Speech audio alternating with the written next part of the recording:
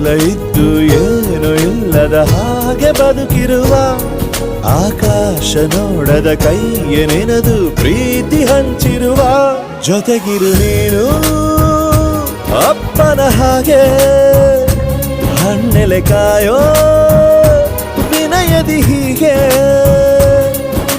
ನಿನ್ನನು ಪಡೆದ ನಾವು ಪುನೀತ ಬಾಳು ನಗು ನಗುತ್ತಾ ಬೊಂಬೆ ಹೇಳುತ್ತೈತೆ ಮತ್ತೆ ಹೇಳುತ್ತೈತೆ ನೀನೇ ರಾಜಕುಮಾರ.